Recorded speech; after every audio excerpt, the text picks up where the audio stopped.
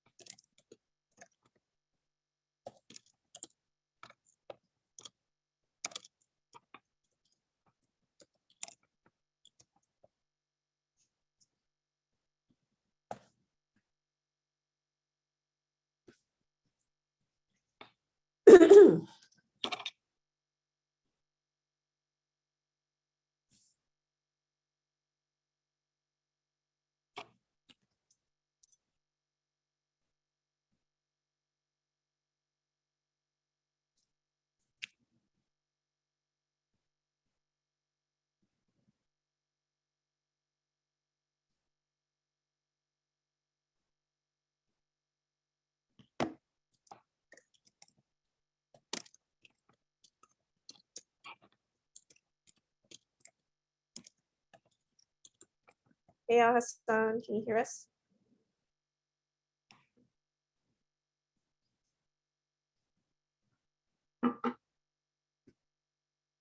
Oh, there you go.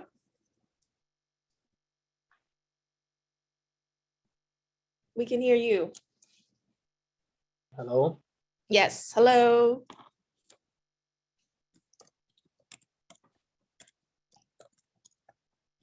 Oops.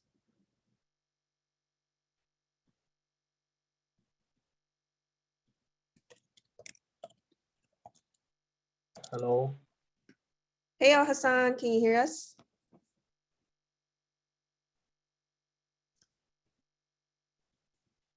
And hi, everybody. Thanks for joining us. I see a number of participants have joined us already. Welcome.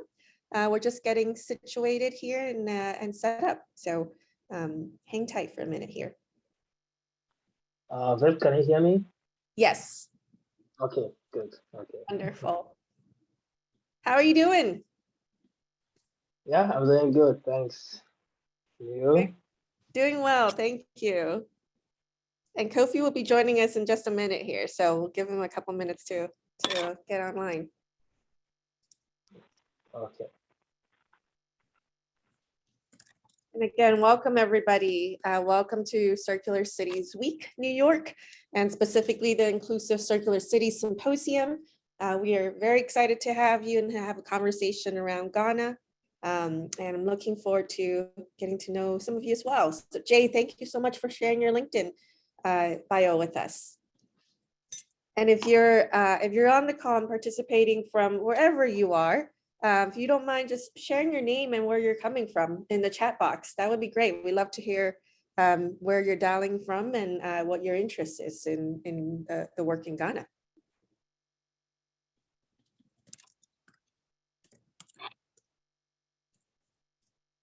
Hi, Patricia. Welcome from New York.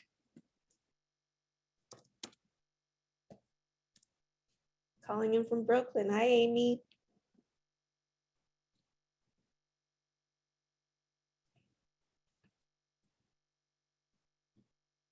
Kristen, hello, welcome. Lots of New York representation. It's great to see that. Pittsburgh, hello, Alyssa. We have an office in Pittsburgh, so it's great to see that representation here.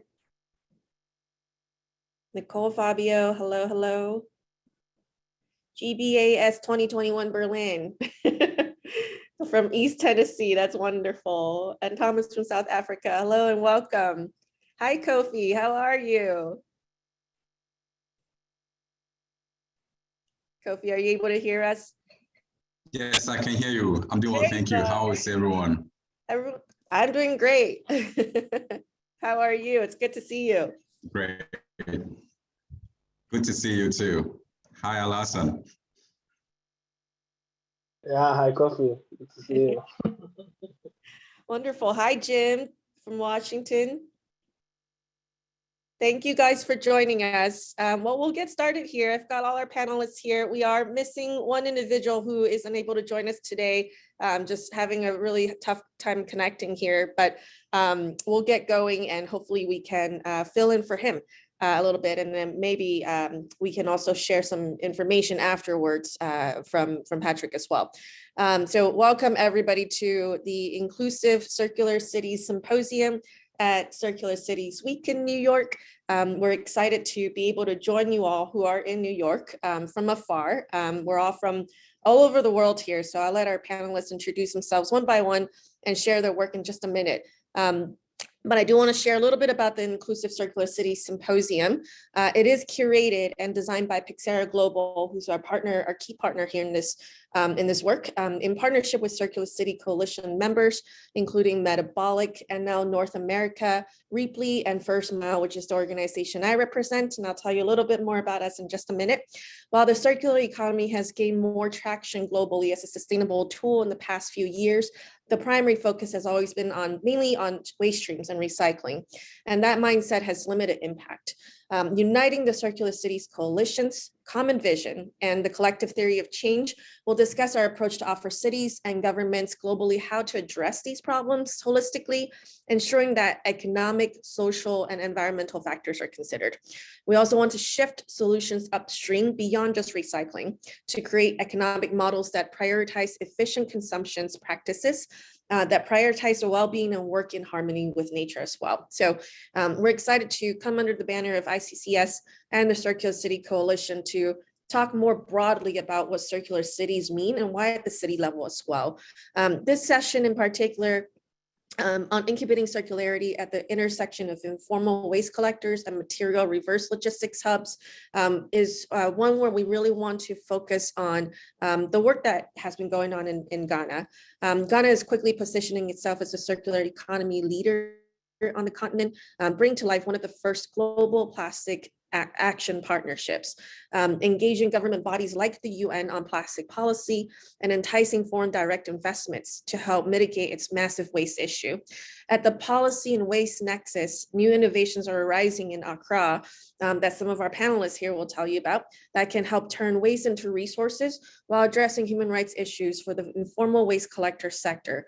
Our session will engage our local leaders who are here with us today in the circular economy space on the barriers and opportunities that will enable circular city transition in Accra. So without further ado, I'm just really excited to introduce our panelists here and to have a conversation about what circularity means, how the intersection of circularity, not just in waste and recycling, as we mentioned, but across economic, social, and environmental factors are considered here. So I've got three amazing panelists here with us today, and I'll share their bio quickly, and I'll let them open up the floor for them to share their work. But first up, I have Al-Hassan Muniru here. Al-Hassan is a social entrepreneur, sustainability consultant, and SDG youth advocate with considerable local and international experience and recognition. He strongly believes in acting locally for global impact, and that is what led him to co-found Recycle Up Ghana. Hassan holds a joint international MSc degree in sustainable development from the universities of Leipzig. He's also a Ban Ki-moon Global Citizen Scholar and a Green Biz 30 Under 30 honoree. Hassan, it's really lovely to see you again and to have you here. Next, we have Joanna Bingham. Joanna is the founding CEO of Footprints Africa, a UK charity based in Ghana, supporting businesses to improve their social and environmental impact, particularly on their engagement with the informal sector. They've built a database of 500 case studies all across Africa on circular economy initiatives, and they're working to test a framework to ensure and measure the impact and level of circularity on African companies. Joanna is also the chapter lead for the African Circular Economy Network Ghana, a strategic partner to the African Circular Economy Alliance, hosted by the African Development Bank, and the co-chair of the WEF Task Force on Inclusion in Ghana's plastic sector. That's a tongue twister. Lots and lots of really great things happening here that our panelists are involved with. And finally, we have Kofi Kumsin. Kofi is a program manager at Pixera Global in Ghana. He's passionate about growing small businesses and has supported numerous Ghanaian businesses working in the oil and gas and related sectors over the past decade to strengthen operational systems and policies, which has propelled their growth. At Pixera Global, Kofi manages the GE SME development program, a multi-year capacity build initiative funded by General Electric. He also farms and raises livestock during his spare time, if there is a spare time in all of this here. So really wonderful to have you all here. I'm going to start by just opening up the conversation with a quick highlight of what we do at the First Mile and my organization, because it is at the intersection of the waste stream, recycling, and really focusing on the informal sector. So my name is Vivian Luke. I am excited to be here with y'all today. I'm the executive director at Work and a partner at First Mile. So First Mile is an organization that we represent. It's a combination of two entities, Work and Thread. Work is a nonprofit organization that focuses on accompanying the poor out of poverty through good, dignified jobs. And Thread is a for-profit company that focuses on a business of waste material supply chains. Together, we serve informal waste sectors, supporting their work in collecting and reducing the amount of material that's out in the waste in the environment, improving livelihoods for the work that they do. We do that by connecting informal waste collectors with everybody up the supply chain, from aggregators to recyclers to brands that ultimately utilize that material, to ensure that there is a market demand for that material. And in that market demand, there is also dignity and livelihood in the space that they're involved in. So we work with informal waste collectors across places like Haiti, Honduras, and Taiwan, in countries like Vietnam, where there's a burgeoning sector for collection of material, plastic material, in Ghana as well, where we spent a couple of weeks with Kofi and Al Hassan, understanding the waste problem, the waste challenge, but also learning from everybody who is already involved in collection of waste in Accra and across Takoradi and Kumasi as well. The informal waste network is vast. There are millions of them, and some of them are full-time, some are part-time. They are the unsung heroes, like we like to say, of the waste sector, who are taking their time day to day to collect the materials that are left out in the environment mostly due to a lack of infrastructure in a lot of major cities that are also growing in populations. But they are not new to this work. They've been in this work for a very, very long time. And our goal at the First Mile is to figure out how can we connect them to the market, how can we connect them to the resources that are necessary for them to improve the work that they do, improve the dignity and the value of the work that they do, and the livelihoods of their work as well. So I'm excited here today to talk about the informal economy, circularity, with our panelists because of their vast expertise in this space as well. Not just working with the informal sector, but also working with small and medium enterprises, thinking about how to build up the sector by way of training, by way of resources, by way of investments, and by way of ensuring that when we do employ a full in any cities, that it includes and it places the informal sector at the heart of that, and make sure that they have a seat at that table, and make sure that they're driving that agenda forward as well. So without further ado, well, I do want to say one more thing. I do want to make sure that we are thanking Circular City Week New York for having us today, thanking Pixera Global as well for organizing and bringing all of us together. And without further ado, I'm going to turn it over to Al Hassan to help us share and frame the challenge that he is Ghana are addressing to solve. Al Hassan, I'll hand it off to you. Yeah, thanks, Viv. I hope you can see my screen. Yes, you're good. Okay, great. Yeah, hi everyone. It's an honor for me to have the opportunity to present the work that we do at Recycle Up to you all. And at Recycle Up Ghana, yeah, we co-create local solutions to the waste challenge in Ghana through youth empowerment programs. Yeah. Okay. Yeah. And so basically, our mission, as I said, we focus a lot about solving societal challenges, and in Ghana, one of the main societal challenges is in the area of waste, and we also focus really a lot of when we work with young people, because Yeah, they are marginalized and they are also, they are the current and the future as well. So if we want to do anything, we have to definitely also involve a lot of young people and people that Hassan, are. sorry to interrupt. Would you mind speaking a little bit closer to your mic? Okay, is it better? That's way better. Thank you so much. Okay, thank you again. I'm gonna be louder. Yeah, so yeah, our mission there it's all about really working with young people and bringing them together to actually solve the challenges that we're facing. We're talking about circular economy and waste is at the center of it. In Ghana, we produce around 12,710 tons of waste per day, and only around 8% of that is actually recycled, and a lot of them also leak into society. When we hone it into a plastic problem direction, we're producing around 1 million tons of plastic waste annually, and a lot of it actually leaks into society. As you can see, around 38% of it ends up in landfill site, 28% is just buried in the land. Some of them are being burned, some of it end up in the sea, and only a small fraction of it is actually being recovered and recycled. And so this actually is a huge problem, which it's not only a Ghana problem. Actually, a lot of countries in the U.S. also a lot of waste plastic issue is a big problem as well. So that's also where we try to see how we can then actually contribute to making a difference to the problem. Um, yeah, so yeah, just at Recycle of Ghana, our big vision is actually to actually help to see a world free of waste. Because if we can really help, if we can see waste as a valuable resource, then in the end it's not a waste actually, because then we're actually doing something we can get in benefit from it as well. So what do we exactly do at Recycle of Ghana? Um, we are tackling this in three areas, right? So one is in the area of environmental advocacy and awareness creation, really working with a lot of people, bringing people's attention to the problem, and also helping to empower young people to actually be able to kind of like, if you don't have knowledge, if you don't have information, you can't act and do anything about it.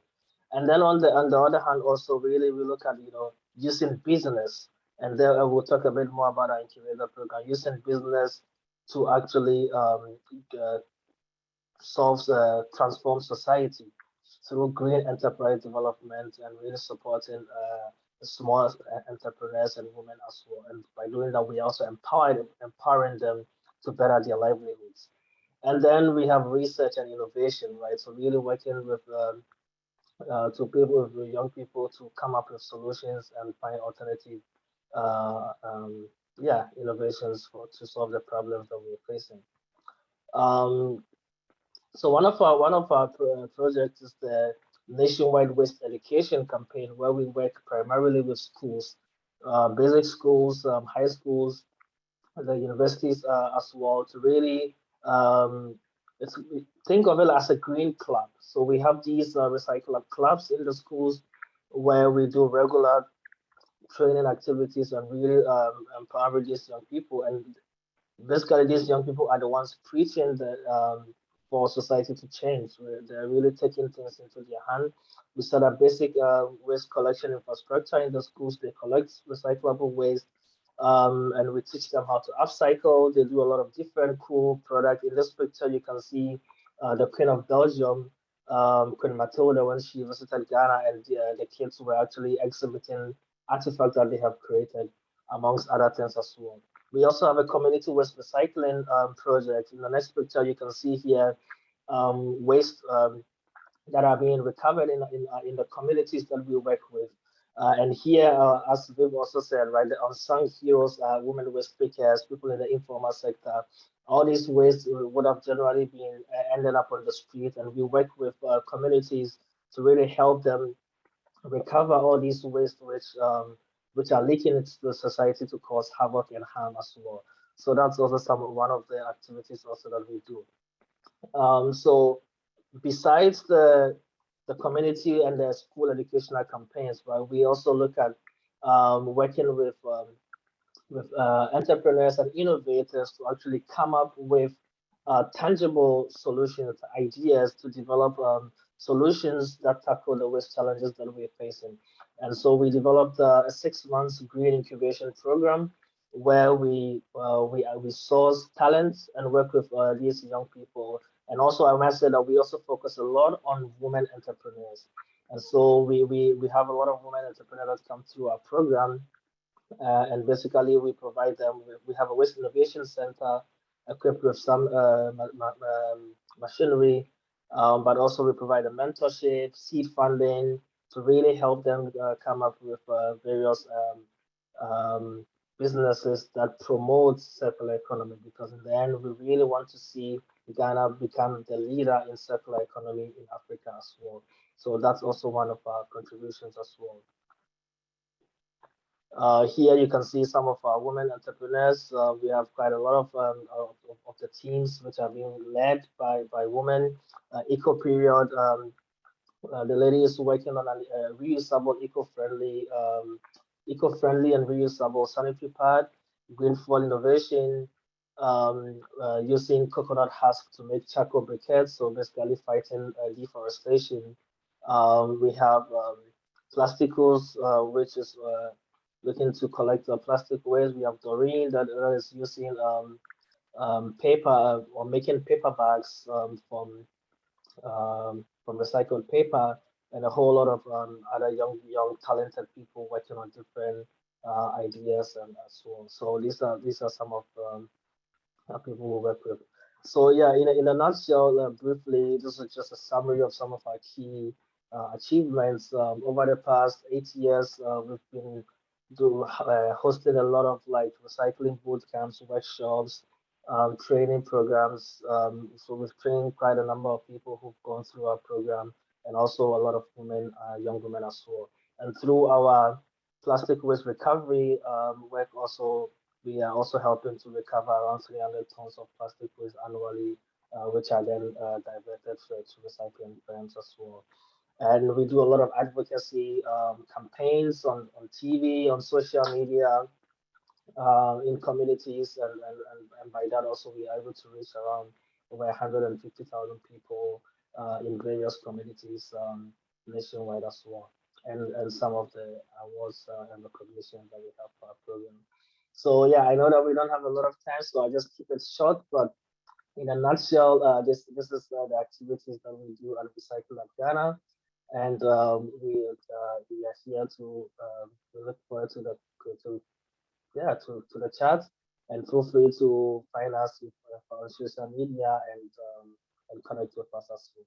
So Thanks, Hassan. There is one quick follow-up question for you. Faith is asking if you teach zero waste as well in the schools. Yes, yes, yeah, we teach that. Even actually, I forgot to say that most of the events that we do, it's always about zero waste. So we always have our bottles around. We really help practice what we preach, right? So using alternative materials, and we always emphasize, right? Reduce, right? Reduce, reuse. Recycling is the end, is the last thing we want to do. So it's all about really focusing on what are the solutions that we have available. What can we do? How can we help make a difference? And that's why the education approach is really central to what we do, because without the knowledge, without the awareness, without people really knowing the options available, in the end, they're always going to say, I'm a small player, what can I do? And that's where we start the conversation from. And then one more question, and final one before we move forward. Do you do intergenerational projects? This is a question from Karen. I don't know what generational means or what she means by generational, but I would say, of course, whatever project that we do, we always have sustainability in our mind, that we want to keep it ongoing, right? So it's not just a one-time thing, but we always want to make sure that measures are there in place to keep it ongoing. Yeah. Thanks. And Karen, feel free to expand on the question in the chat, and we'll try to get to it in a little bit. Joanna, I hand it off to you. Thank you so much, and thank you for having me. Let me see if I can share my screen slides. Where are they? Having too many things open. Okay, So we go full screen. Thank you. So I think like everyone here, we probably have very similar values of the world that we want to see and that we want to be part of, one that's inclusive. And so that's why we're excited to have this conversation, particularly around the informal sector, and hear the great work that Al Hassan is doing, particularly engaging female entrepreneurs who have the least amount of access in the ecosystem.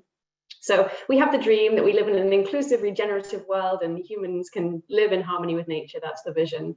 But to kind of hone down, I don't know about everyone else, but when I start to think about circular economy and all of the kind of interconnected web, it's wonderful to have the interconnection, but it's also quite stressful. And I start to have existential crises.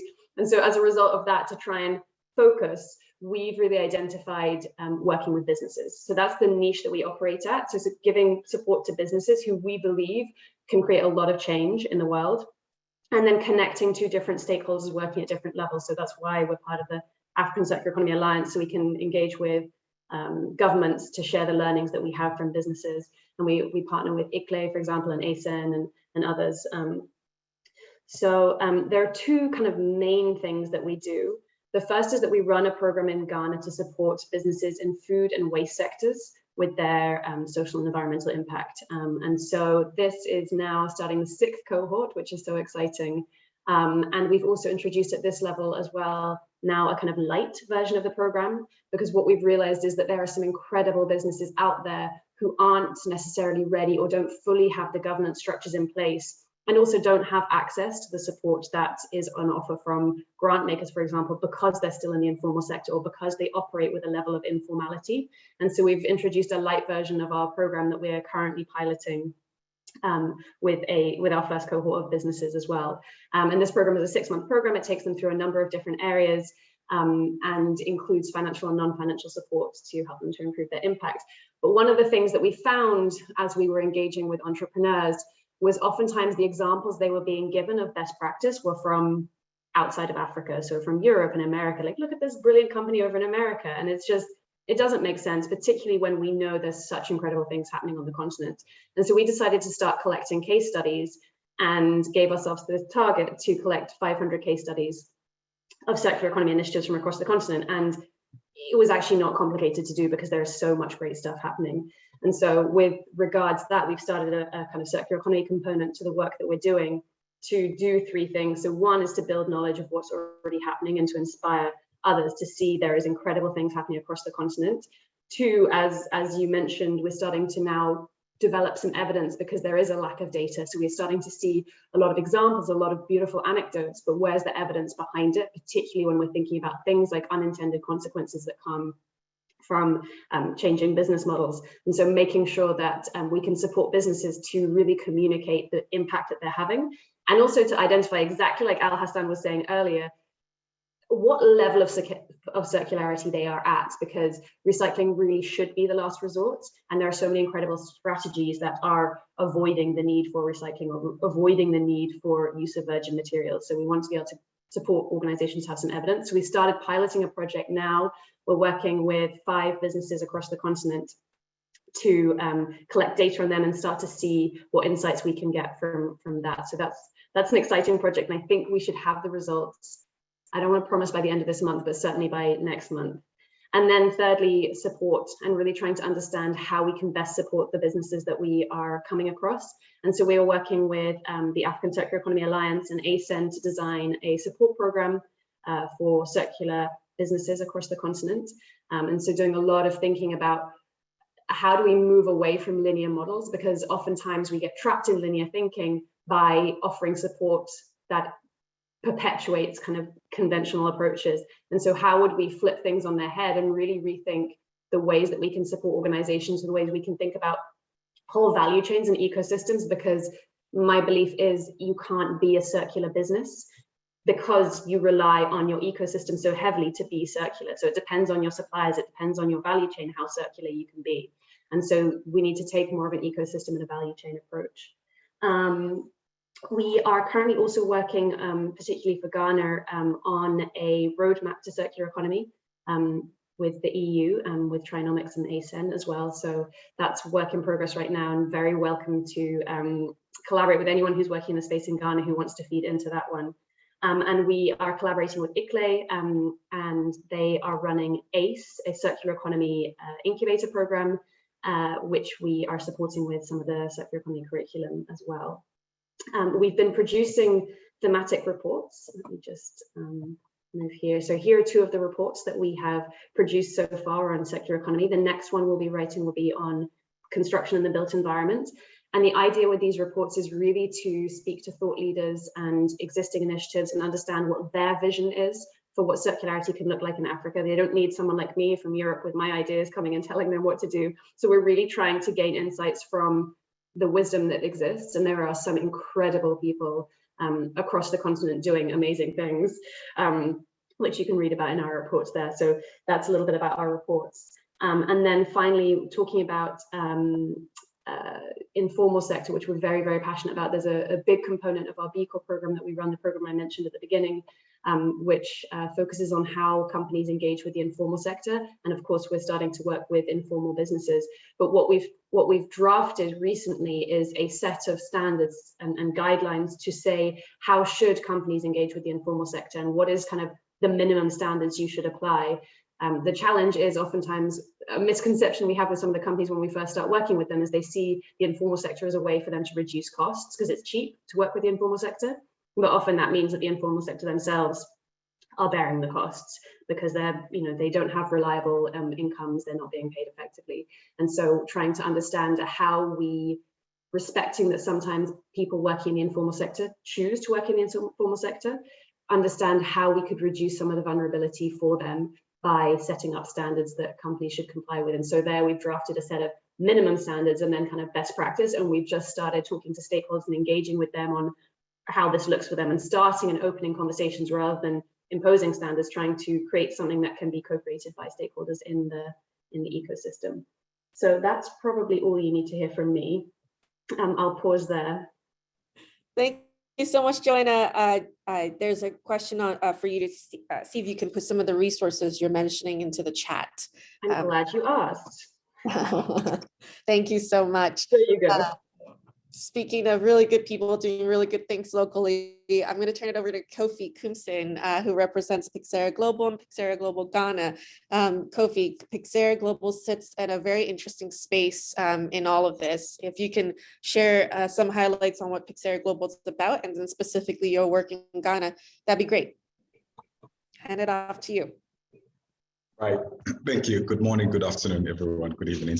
Pyxera Global is a not-for-profit organization with headquarters in Washington, D.C. In Ghana, we've been in the country for close to 15 years, doing a lot of enterprise and community development activities. So we work across several sectors. So extractive sector, agribusiness, garment, and we target youth, women, our main target when it comes to our engagement. In terms of our programs, like I mentioned, we've engaged in across several sectors, and plastic or the circular economy or plastic waste is one of the newest areas that we have ventured into. What we basically do is that in our as part of our operations, we have an arm that we call the innovative programs. So that's where circular economy and plastic waste actually kind of falls. What we do in that area is that we identify, communities that present, specific issues that need to be addressed. And so in Takoradi area where we have our operations, we have plastic waste as one of the biggest, issues that we have, in the whole city. So, working with MSMEs, that some of them also fall, or we have some of them also coming from the circular economy or the plastic waste, most of them being youth and women. It was interesting to kind of, convey thought leadership programs, stakeholders, engage stakeholders to identify what could be done, to kind of help reduce the issues of plastic waste and then the circular economy issues in Takoradi area and in broader Ghana. So we kind of convey an assessment, inviting our partners First Mile and then Recycle Up Ghana to be part of this conversation. we kind of took a very deep dive into the landscape of plastic waste or the circular economy across the southern sector in Ghana here. So it's starting from western, central, and then ending in Greater Accra. And what we did together with First Mile and then Recycle Up Ghana was to actually kind of understand what are the issues, who are the actors that are in the space, and then what could be done to one, help build local enterprises in the space, 2, reduce plastic waste issues, and then 3, also kind of let the actors in the area also realize the value in plastic waste. So we've completed a report, and the report can be part of the report can be shared. Upon request. In terms of what we also do and on the ground is to kind of help local businesses, small, medium scale enterprises build systems that are relevant for them to be more capable in what they do. So for instance, if we come to circular economy, we have identified both waste pickers, we've engaged waste pickers, we engage aggregators, and then we kind of identify what are the issues that even confront them when it comes to doing their work. And what we do is that we kind of introduce trainings on health and safety wise, quality management, even how to better position their business and then build a more sustainable business that will help them to kind of make, have value make relevant income in their work. It has been very interesting, exciting working with Recycle Up and then First Mile in undertaking this landscape assessment, and there's so many discoveries that has been made, which I can share in our further discussions. Thanks, Kofi. Thanks so much. It's nice to hear you talk about our time together on the ground and remembering those moments, because we did discover so much really good things that are happening and really good things to build on. Before we move on to the next segment, I want to just talk a little bit about outcomes here and what you guys are hoping to achieve, and maybe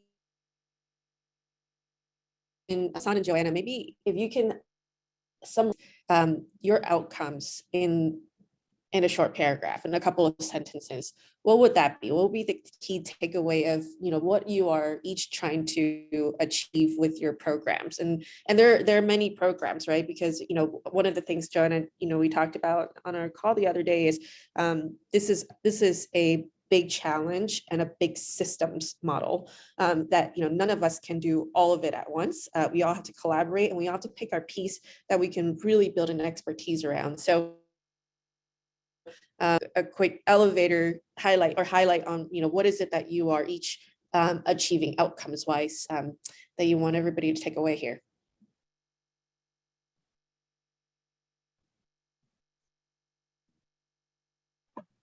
It's hard to follow Al Hassan's beautiful slide that he had with all his numbers on it.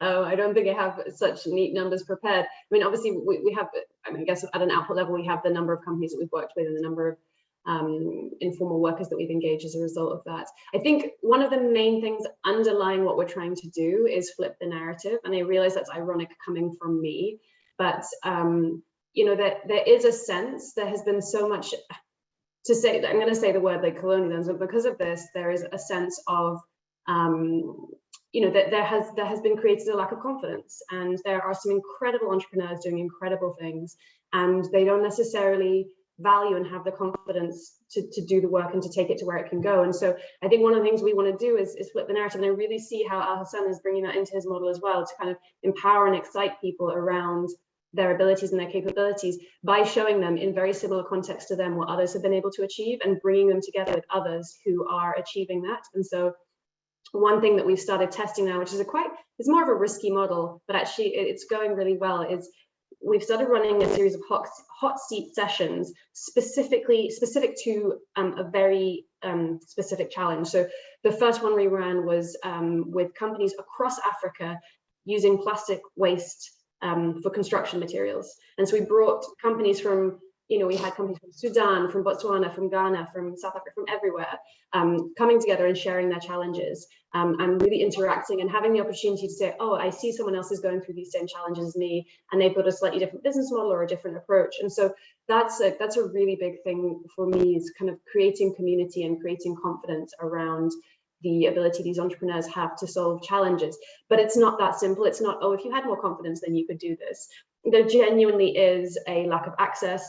We have a fundamentally racist global system that, looking at global supply chains, I don't need to say any more than that. And so kind of creating more of a level playing field of access is really, really critical. And so that's why we're trying to partner with different organizations. That's why we're trying to create and use the platform that we have to create more access for those that we're working with. So I think those are some of the bigger picture, higher level objectives we have with what we're doing. Great. That's really, really wonderful to hear. I mean, I think time and again, as we're digging into the work that's happening in across Ghana, what we saw was there's really, really good stuff happening. And, the platform needs to exist to bring those to light, to shine a light on them, and to make sure that they have the ability, resources to thrive. Hassan, what do you think? What are your thoughts on this and your outcomes? Yeah. So I'll just piggyback on what Joanna said. One of the biggest challenges that we are facing, unfortunately, our current model or idea of what development has been so skewed by what we see on the mass media, what we see on TV, right? It's that we want to develop, or our people think that development means, using more material, more plastic materials, we having these fake malls, whatever. Meanwhile, our forefathers, our grandparents in the community, they were already doing stuff they were already doing the right things, and so it's also about really we have to unlearn and actually go back and take all those good examples of things that our people were doing, which is more sustainable. So that's also like that's like the goal, to really kind of like really take us back to the sustainable way that our forefathers were living in the communities, because that is what is good for the community. The knowledge is already there. They were doing the right things, but unfortunately, now the media have polluted our way of mind of, like, we think development, but actually it's not the right way. So that's I think that's the goal, really take us back to really how we can actually really kind of like do the right things and really help actually promote that whole circular economy that was already available. So I'll just give it a shot like that there. That's great. Thank you. And I think that's a great segue to my next question here. Ghana is the first and only African country to be part of the Plastic Actions Partnership. I think as we're talking about solutions needing to be locally driven, this is one really great way to make sure that there is resources at government level to push this forward. How important is this to your work? And Joanna, I know you're part of one of the committees as well, and would love for you to speak on that a little bit. But what can the Ghana MPAP do, and what should it do to help elevate all of that is taking place today, and make sure that that there is a systems driven way going forward as well? So I'm on the task force, the inclusion task force, so focused on women in the informal sector really closely, which is critical because of the role that they play in keeping Ghana clean and keeping communities clean. And the lack of seat at the table that this group has. And so for me, one of the biggest things, and I've been really impressed, actually. I'm generally quite a skeptical person, but I've been really impressed with the way that stakeholders have been engaged. So there are multiple voices and multiple different stakeholder groups at the table and represented. And there's been a big effort to make sure that informal workers and informal waste pickers, for example, are being represented and being represented by those who not by people who are speaking for them, shall I say, by people who are leaders in their communities. So that's one thing I think is huge, and it shouldn't be underestimated, is having those voices at the table and having them heard and having them have space, and also support and training to articulate the challenges that they're facing and to articulate the kind of demands that they might have. And kind of, so I think that is massive, to make sure that different stakeholders are listening to a broader group of voices. Obviously, that's just a starting place. Just listening to people's voices doesn't create change. So the next step is obviously looking at the action plan that the groups have pulled together, and they're being very methodical with their process. It takes time because of the number of stakeholders involved. It moves a lot slower than I think anyone would like, but that's the nature, I think, of co-creation and co-design. And so now looking at the action plans and creating and empowering those different groups of stakeholders to play a key role in delivering those action plans. And the challenging role of, so I sit on the inclusion task force, but there's also a financing task force, a policy task force. I think there's a research task force. So making sure that all of the activities weave into each other, because it's such a big issue. And so it's intelligent to break them up into smaller issues, but then making sure that there is that coherence and there is that collaboration across the issues. So maybe I'll leave it there for a moment. I guess the one thing that I mentioned in terms of why it's important for our work is, like I mentioned, this opportunity to put together some standards for engaging with the informal sector, and having the opportunity to engage with such a broad group of stakeholders is invaluable to be able to take that forward. So I'll leave it there. Thank you. Hassan or Kofi?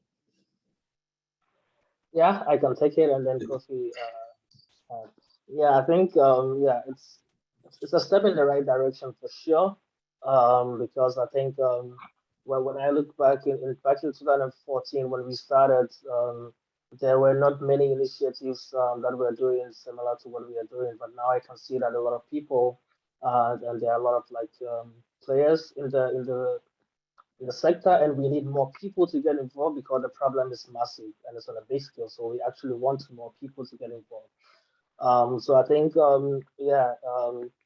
it's also comes along with it to bring more visibility, because I think more organizations, the problem needs to be spoken about, and when people know more about it, and it actually kind of help to bring everyone together as well. In Ghana, I'm just a little bit skeptical, right? Because in Ghana, and Kofi knows this, we have the perfect laws, all the policies are there, so the policies itself is not a problem. The problem has always been about implementation, execution to the core.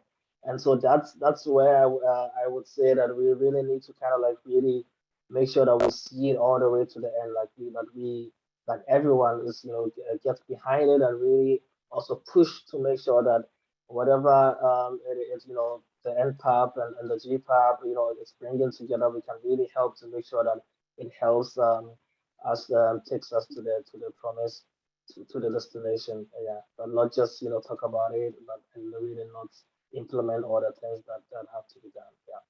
Kofi.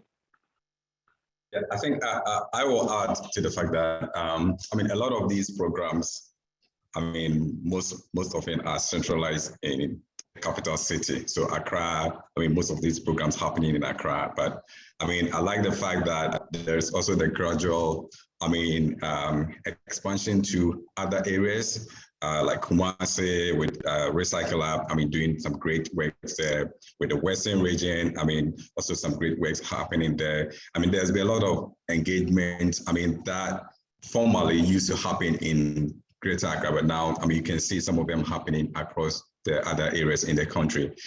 In terms of direct engagement with the waste pickers, I think as we're talking about the standard of the policies, there's the need to also kind of look at the impact on the waste pickers even directly.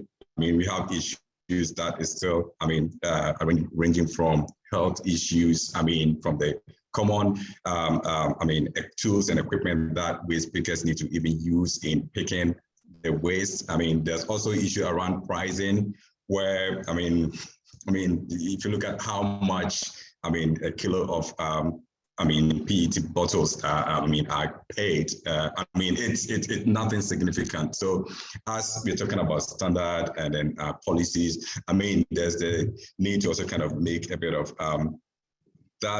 inclusion that impact waste speakers' lives directly. I also mentioned, if you look at the general landscape, there needs to be more recyclers. That are spread throughout the country. I know the government is trying to do that with Zoom Lion.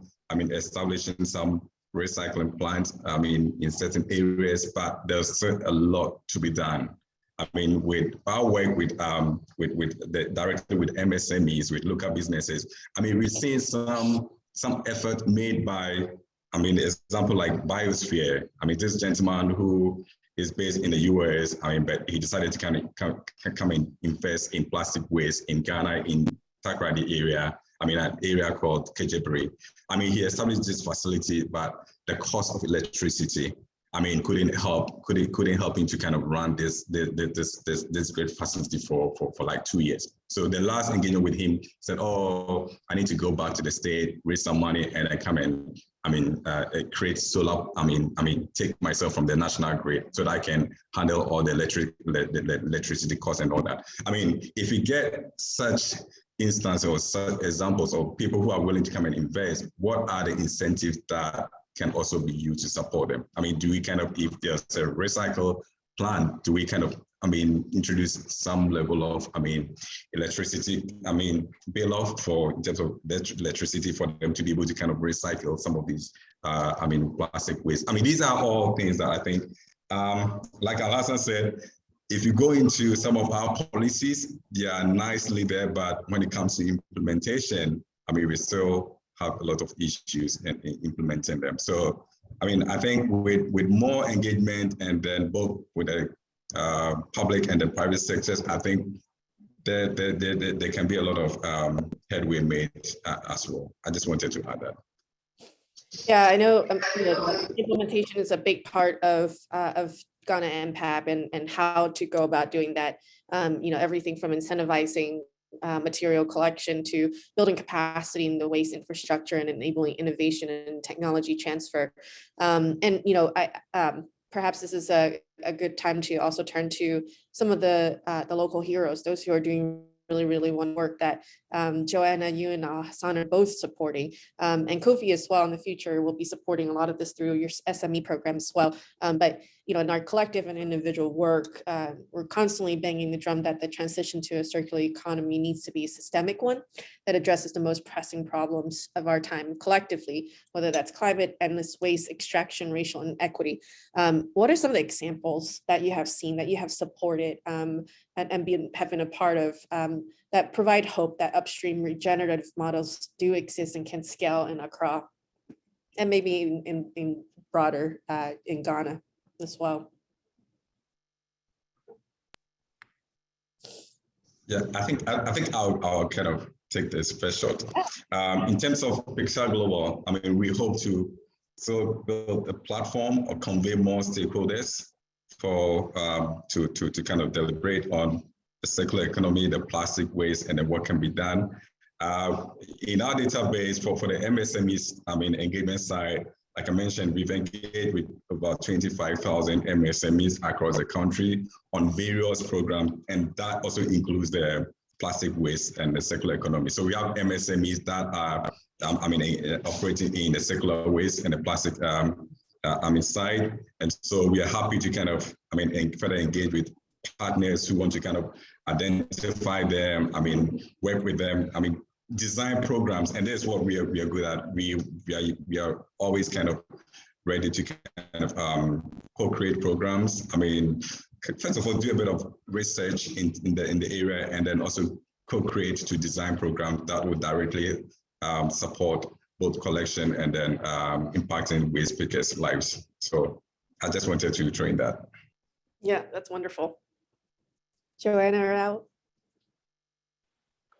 Yeah, I think I can say that we are from incubator program, and also SNV Green program, which is also EU funded, which we are part of also Like we have a lot of different examples. We have one of our startups have an aquaponics system where they use the water to have to fish, tilapia and catfish, and then the nutrients then it's used to grow vegetables. And they actually have like a modular version where people can have it at their homes. We have people working on using paper bags to make shopping bags. We have others working on eco-friendly bricks for construction. Others are working on eco-friendly fashion, upcycling products to make fashion accessories. Um, yeah, eco-friendly animal feeds. There are a lot of like different examples that we are aware of or that we are supporting these young people to work on, and these are things that we really want to promote. That's gonna really help actually accelerate yeah Ghana to circular economy. Yeah. Mhm. So I have 78 examples of circular economy initiatives in Ghana. I'm not going to go through them all, but let me tell you, there's a lot going on. I think your question was around upstream. And so when thinking about upstream, because typically, I'm going to share my screen in a minute and just show you some statistics, but Yes. upstream, it's mostly we're looking at like food systems activities, because one of the challenges is often, Ghana imports a lot of the things that are consumed, and so it's a lot of the and therefore imports a lot of the inevitable pollution that's going to happen. And so a lot of the circular economy initiatives are cleaning up that mess basically, and kind of pioneering that issue. So in terms of upstream, there's a beautiful model called Oko Forests. They do agroforestry in the not Kumasi, but in the Ashanti region. And they're working with farmers to support them to be able to invest over the long term into the land, because that's a massive challenge. If you don't have land security, then you're not going to invest over the long term in land health and soil health.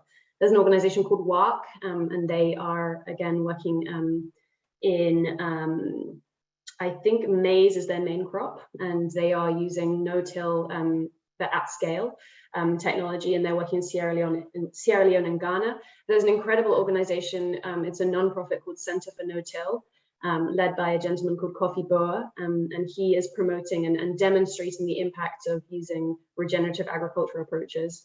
There's an organization called Sabansaki. They take agricultural waste and make soil additives to enhance the nutritional quality of soil, and also to create a product from what's typically seen as waste. And they stopped using the word waste also and refer to those as kind of agricultural residues, I think is the term. And then there's an organization in the north called Meat Eco Feeds. They farm guinea fowl.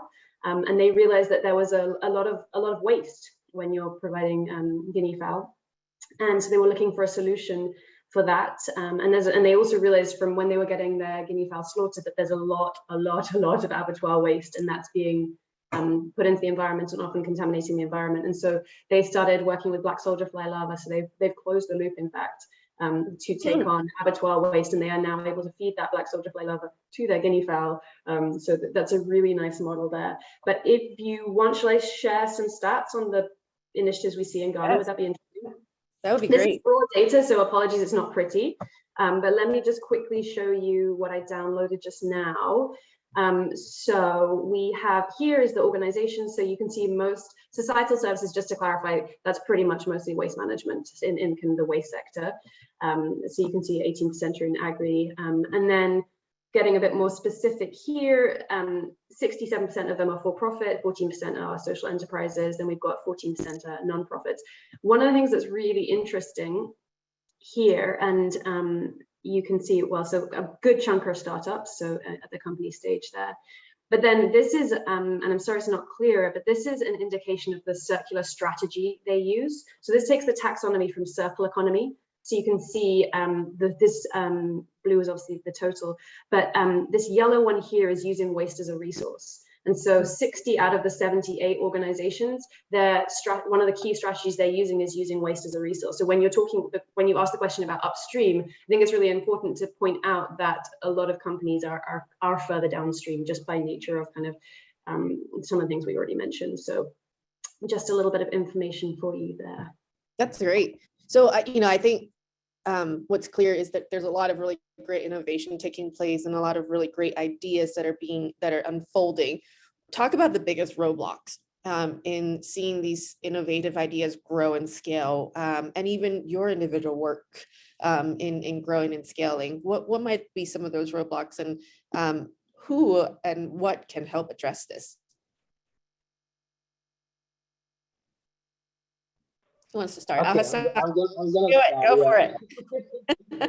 Of course, the biggest elephant in the room, which I'm sure everyone we will also talk about, is funding.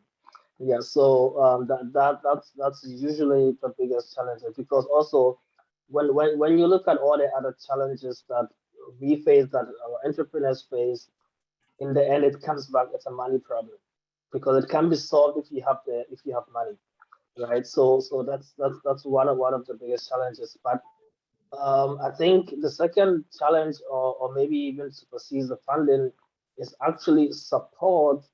I think it's bigger than the funding, because the support from our lawmakers, I would say, maybe, our politicians, our lawmakers, right? The people. Also, I don't think that there's enough support to startups, or even to organizations. They don't provide a lot of the support.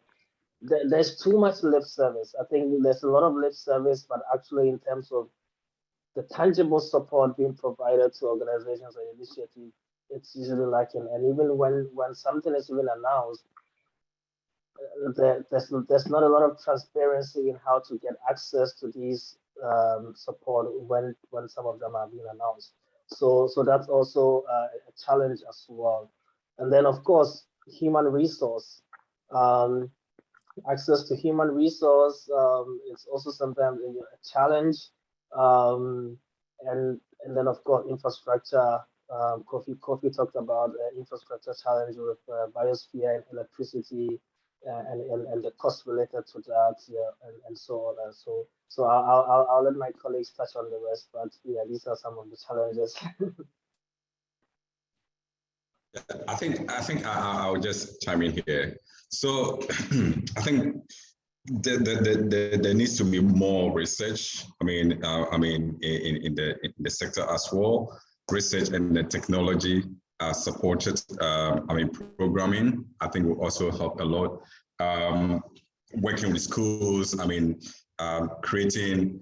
What I would call Thinker Labs, or innovation hubs, to really kind of experiment what to be done with the plastic waste. It will go a long way to kind of, one, to help reduce the plastic waste on the environment, as well as also kind of create avenues for income generation, especially for the youth and women who are mostly involved in the plastic waste collection.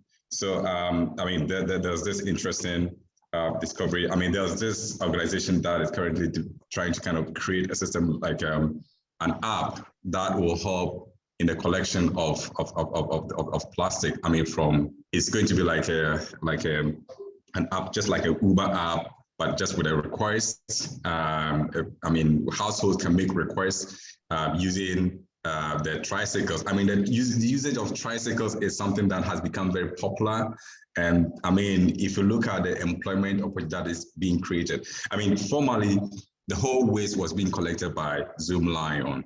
And then we get to a point where, 2 weeks, 3 weeks, the tracks break down, and then people realize that, or young guys, women also realize, no, there's something needs to be done where waste still need to be picked. So they started using tricycles to collect this waste, and it's really kind of gaining momentum. So if there's any kind of technology app, anything that can help, streamline the activities of these waste pickers, those that are using the tricycles to collect it, I think it will help immensely. Our direct engagement with some of them, we kind of, as part of our landscape assessment, we kind of engage with some of them, asking, what are some of the issues that they constantly kind of face when it comes to even using the tricycle to collect the plastic materials. And they go like, sometimes we drive all the way like 5 miles, 10 miles to a place, hoping that we will get plastic to collect, but we get there and there's no plastic. Meanwhile, there are other places that actually need us to actually collect the plastic. So if there can be anything like a technology or, something that can help, make the collection of the plastic waste, for these young men and women, I think it will go a long way to support their work as well. Mm-hmm. Mm-hmm. So the playing field is not level when it's free to pollute, when it's free to pollute the water and the air and whatever else. So a business that is taking costs to do things properly cannot compete effectively with a business that does not. So I think that's a really important thing. So all those points about government support and everything else, it's relevant to a principle in circular economy being that you should tax the behavior you don't want to see and incentivize the behavior that you do.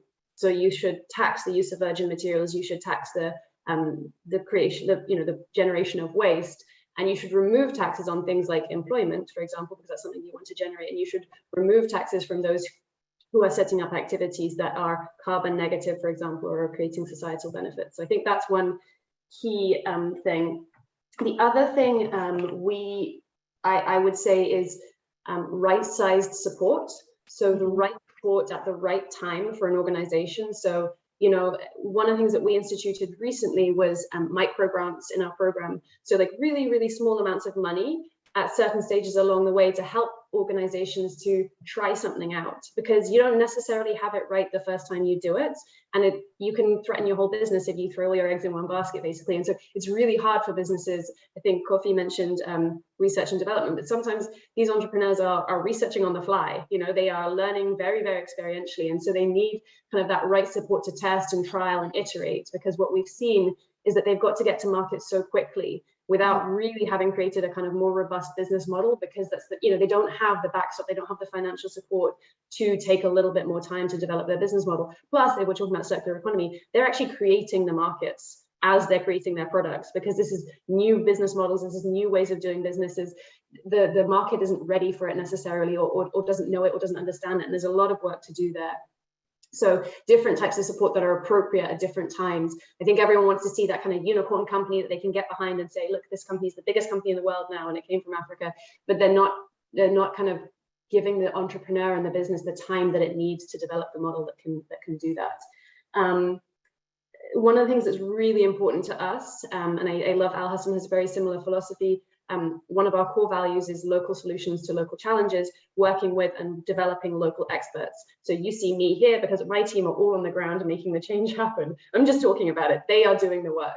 And that's really important. And it means that sometimes we take more time to do things because we're making sure that it's being led by Ghanaians, and they are developing themselves and their ideas of what the change needs to look like. So as our program has developed, every cohort we iterate and we develop based on the lessons that we learn.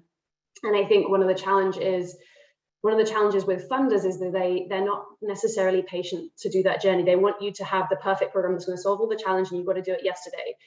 Whereas actually this program is evolving all the time. And so having the flexibility to be able to do that is really, really important. And having the flexibility to train our team as well, who are also kind of beneficiaries of this process, is really, really important. So I think much more thoughtful funding models are required, and thoughtful funders who are willing to learn the lessons along the way, that's definitely required.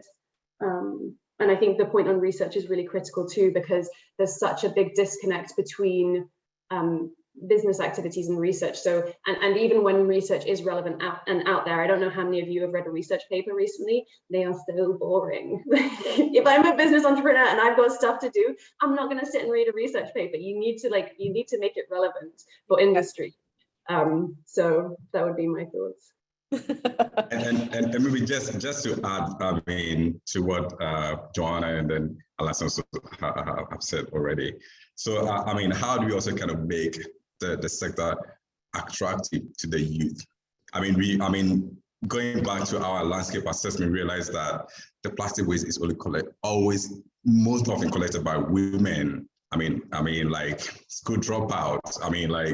How do we kind of make it attractive to the youth? If we kind of start working with youth organizations, youth associations, in terms of there's several, in Accra, for instance, there are a lot of youth associations in the form of masquerade. groups. These are some of the existing organizations that we can create programs with. And then with that, you start kind of changing the mindset and then helping people realize that, whoever collects, plastic waste is not like sorry to use, but an outcast. No, this is something that is done to kind of, one, help clean the environment, but also help to kind of, there's value in plastic waste. So there's that, we need to kind of constantly kind of make that advocate, and it doesn't just come easy. It comes with deliberate programming that will help both youth, women, and then the population realize that, if people are doing this, it's not like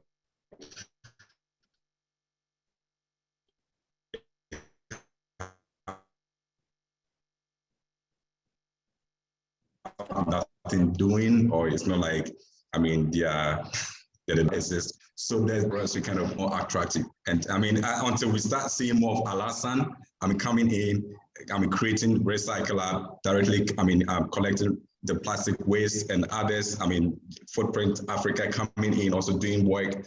The perception is not going to change. But once we get more youth and empowering youth, enlightened youth or educated youth who are also directly going in, working with the waste pickers, that will help, change the perception and then help us to kind of achieve what we want to achieve in this space.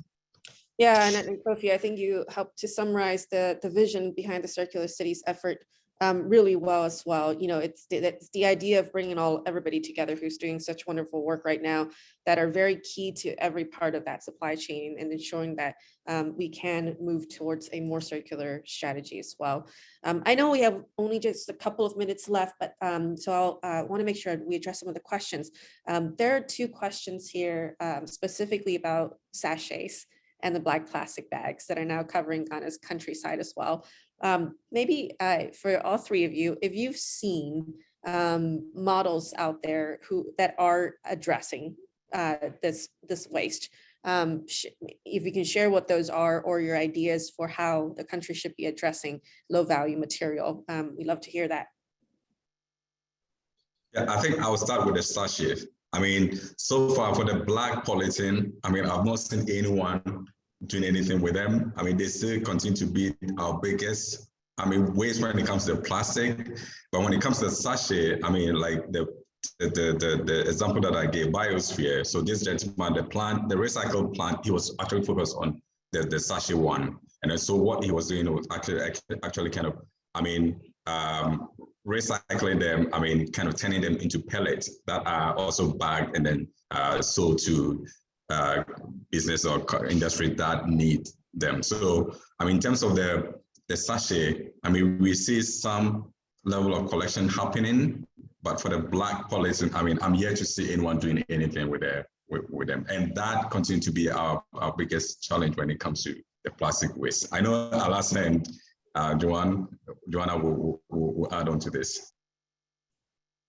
Yeah, I just wanted to add that actually, like, someone uses the plastic, the black poly bag. Now Plus uses it for his interlocking bricks. Yeah, so that one, yeah. But I would say that it's for me, actually, when I look at the black polyethylene bag, because it's so difficult to handle, I have been an advocate of actually, rebanning it. We should go to Zanzibar and go and have a look at how beautiful the beaches of Zanzibar is. There are alternative solutions, right, to these low value, because yes, we can massage the problem, we can try to use it to do other things, but in the end, it's low value recycling. It's just difficult to handle those low density polyethylene. So that's my recommendation. But yeah, there are some initiatives that uses them, but it's really difficult to handle them. But yes, for the water sachet, the HTP, it is the most valuable. So that's why most people collect it and turn it into the resins, of course, plus the PET. Yeah. I think Yana wants to add to it. I think my key takeaway from this is your point there, Al Hassan, that we should all just go to Zanzibar for a research trip. So, So I'm down. I mean, I think I had a really interesting conversation with Circularity, which is a subsidiary of, I forget the name of, anyway, Circularity, who was working in Ghana, and they were talking about effective uses to keep plastic out of the streets, because actually those black polythene bags are usually second life plastics. So they have, it's not virgin plastics that they use to make those black polythene bags. So it is recycling, although it's downcycling. And so they were talking about different opportunities, like things like pipes for irrigation and for homes that use LDPE and HDPE plastics, which are typically put into the polythene bags, which are broadly recyclable in Ghana, whereas something like PET, which is in a plastic bottle, that has to be exported. And so, you know, you're losing value there. So I think that's a really interesting thought. And in terms of a model that does that, there's an organization called Pyramid Recycling, and they are very obsessed with keeping plastics out of the streets. They work with a lot of informal waste pickers and companies to repurpose plastic and turn it into different products that are longer lasting products. And they are currently piloting a model that we've supported them with to create plastic lumber that would replace wood in construction. And so the idea is they want to have the dual benefit of reducing deforestation and keeping plastics out of the streets on a much more longer term basis. Thank you so much. And we are out of time, but I do want to give each of you 30 seconds to tell everybody how they can get involved with your work and support your efforts in Ghana. Kofi, you want to start? Sure. So, I mean, our passion has always been MSMEs, I mean, small, medium scale enterprises development. And like I mentioned, we have, I mean, percentage of these MSMEs, I mean, doing plastic and in the circular economy. So anyone who is interested to kind of further engage in that space, I mean, we have the database. In terms of programming, we also kind of can work with a partner to kind of design or create a program that will help to kind of, I mean, provide solutions, especially for women and the youth. Thank you. Thank you. Joanna? I was just typing a response at the same time. Yeah, I mean, all the different ways. So obviously engaging with the materials that we are producing, joining events that we're running. We're always obviously looking for collaborators and funders. So that's key, especially those who can come with support that can be responsive to entrepreneurs' needs, which is really, really critical. So I think those would be the key areas. I'll share my contact details in the chat. Really always open to collaboration. Yes, thank you. Hassan, you can wrap us up here. Yeah, okay, thanks. Yeah, we are always looking for collaborators, for partners, volunteers. Yeah, and if you mentors, advisors also to the startup we work with. So I put my email in the chat. Feel free to reach out, and then I'm sure we can do something together. Yeah. Yes. Thank you all so very much. Hassan, Joanna, Kofi, you guys are wonderful. Thank you for sharing all of your knowledge and resources. And everybody, please feel free to reach out to them if you have further questions, and I'll ask them to share their emails in the chat. And I want to also thank again Circular Cities Week for having us, for Pixera Global for organizing all of this, to our collaborators, Reaply and now North America, Metabolic as well, for joining forces on developing what a circular city strategy could look like. We are excited to continue this conversation throughout this week. If you are not already signed up for some of the other sessions around inclusive circular cities of the Inclusive Circular City Symposium, there are several more sessions to come throughout this week, and a big announcement at the end of the week announcing the launch of the Circular Cities strategy. So excited to have you guys join us throughout this week, and hopefully we'll see you guys soon. Thank you all so much. Have a wonderful day ahead. Bye. Thank you. Bye now. Bye, everyone. Bye. Bye.